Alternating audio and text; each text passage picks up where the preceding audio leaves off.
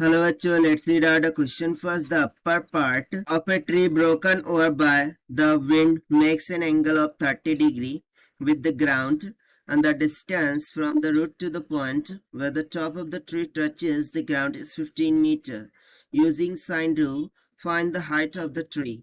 So यहाँ पर देखिए हम इसको डायग्राम के थ्रू अंडरस्टैंड करते हैं कि the upper part of the tree वो ब्रोकन हो चुका है और by the wind making an angle of 30 degree with respect to the ground. So let suppose कि इस तरीके से पूरा कंप्लीट क्या होगा, ट्री होगा, ठीक है, और विथ रिस्पेक्ट टू ग्राउंड, ठीक है ना. यहाँ से ये जो अपर पार्ट है ये क्या हो गया है, ब्रेक हो गया है इस तरीके से, ठीक है.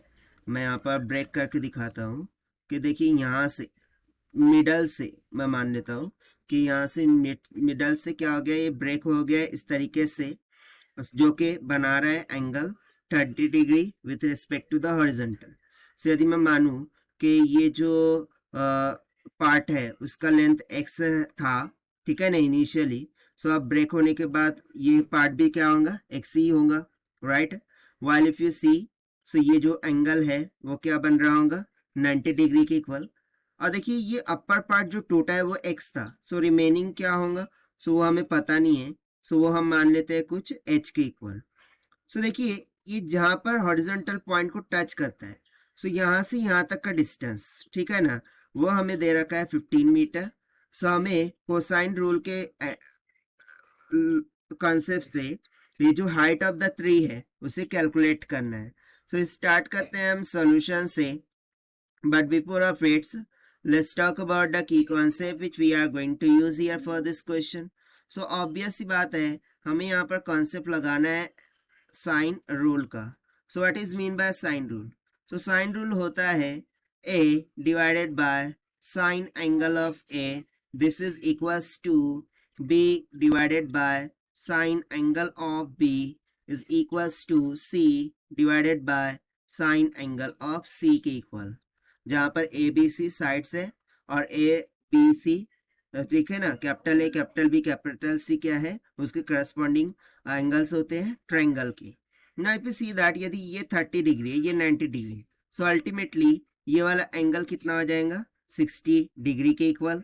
तो चलिए हम साइन एंगल लगाते हैं. सो यहाँ से देखिए यदि मैं बोल रहा हूँ कि भाई ए बी साइड है, ठीक है ना, कौन सी साइड, ए बी साइड.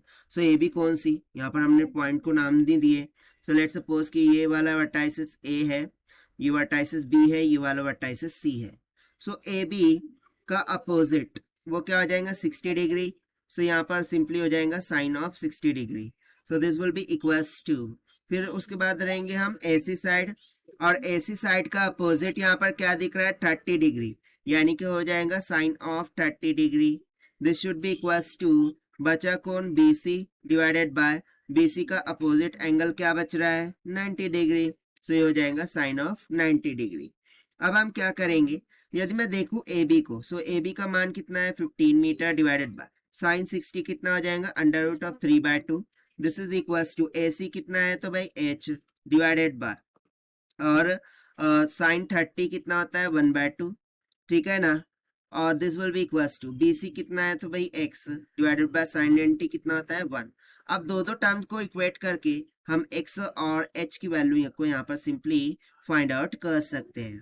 तो सबसे पहले मैं ये दो टर्म्स को इक्वेट करता हूँ कि that is 15 divided by under root of 3/2.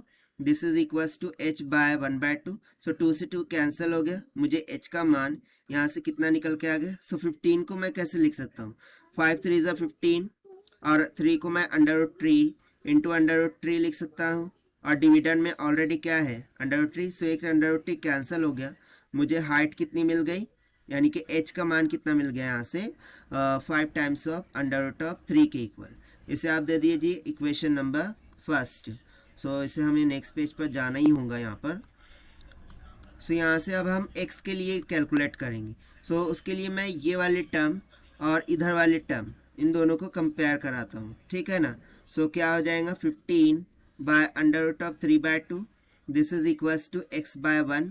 सो यहाँ से मुझे x का मान कितना मिल गया, 15 2 ज़ा 30, ठीक है, यानी कि 15 into 2 divided by under root of 3. So again मैं इसको लिख सकता हूँ ना, 3 into 5 into 2 into okay divided by under root of 3. Again 3 को under root 3 into under root 3 लिख सकता हूँ. So under root 3 cancel, 5 two ज़ा 10. सो नियर अबाउट कितना आ जाएगा 10 अंडर रूट ऑफ 3 के. इसको दे दीजिए आप इक्वेशन नंबर 2. बट मुझे तो फाइंड आउट करना था जो हाइट ऑफ द ट्री है वो. सो यहाँ पर हम बोलेंगे सिंपली कि जो हाइट ऑफ ट्री है, ठीक है ना, height of tree, this will be equals to X plus H होगा. So that would be equals to X कितना निकल के आया 10 अंडर रूट 3 और एच कितना निकल के आया 5 अंडर रूट 3.